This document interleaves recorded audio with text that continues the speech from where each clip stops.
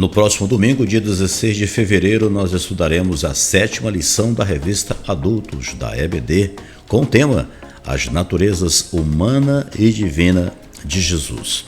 O textuário da nossa lição diz: dos quais são os pais e dos quais é Cristo, segundo a carne, o qual é sobre todos, Deus, bendito eternamente. Amém? Romanos 9:5. A verdade prática: Jesus é o eterno e verdadeiro Deus e, ao mesmo tempo, o verdadeiro homem. Graças a Deus. Mas antes eu peço que curta e me siga nas redes sociais e no YouTube, deixe o like, compartilhe o vídeo e se inscreva no canal para mais conteúdo. Começa agora o resumo da lição no EBD em Foco.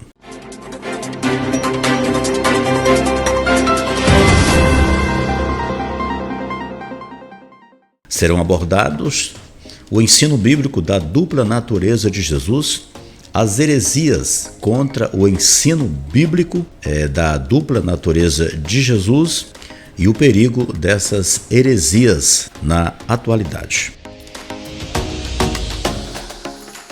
E nesta lição estudaremos sobre dois importantes assuntos: a natureza divina e humana de Jesus e as principais heresias contrárias ao ensino doutrinário da natureza cristológica, que é o nestorianismo, proveniente de Nestório, patriarca de Constantinopla, entre os anos 428 a 431, e o monofisismo, grupos que defendiam a doutrina de que Cristo possuía uma só natureza. E em virtude desses movimentos controversos, surge o Concílio de Calcedônia, 451. E a lição é muito importante, pois veremos que Deus pôde se tornar homem sem deixar de ser Deus. Que bênção, né? Graças a Deus. O apóstolo Paulo se refere aos ancestrais de Jesus. Ele veio de uma família humana de carne e ossos que vivia entre o povo de Israel, que era José e Maria. O Senhor Jesus é declarado da descendência de Davi segundo a carne e filho de Deus em poder. Essa expressão aponta a divindade de Jesus Cristo, nosso Senhor, segundo a carne, e o Senhor Jesus é um judeu descendente de Israel e, ao mesmo tempo, é o Deus bendito, o eterno Filho de Deus.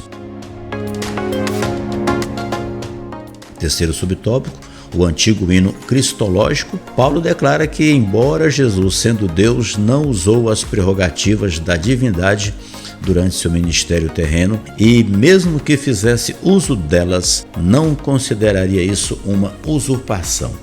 O apóstolo se refere ao estado de Cristo antes da encarnação e enfatiza as naturezas humana e divina de Jesus em uma só pessoa. Nestório foi bispo de Constantinopla entre 428 a 431. Ele discordava do título dado a Maria, defendido por Cirilo de Alexandria entre os anos 376 a 444, mãe de Deus, sugerindo que fosse receptora de Deus ou mãe de Cristo.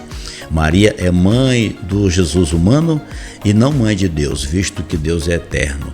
Em Isaías 9,6, a parte A destaca: porque o menino nos nasceu, um filho se nos deu.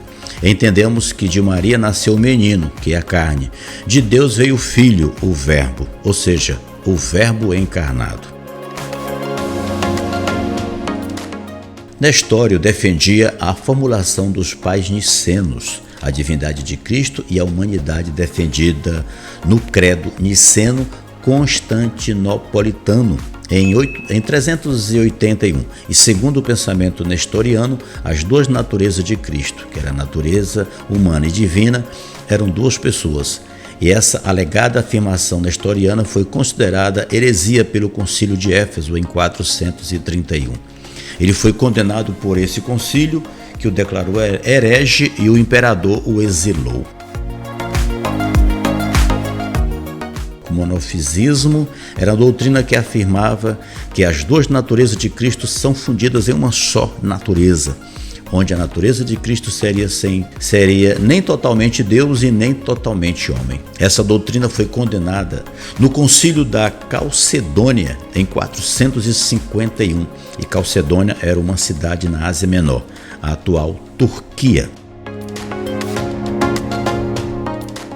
Nesse concílio, houve a formulação teológica quanto às duas naturezas de Cristo em uma só pessoa, ou seja, foi definida a doutrina de que Cristo tem duas naturezas, divina e humana, em uma única pessoa, e a união dessas duas naturezas é permanente como resultado da encarnação. Que era um grupo monofisista liderado pelo monge sírio Jacob Baradeus.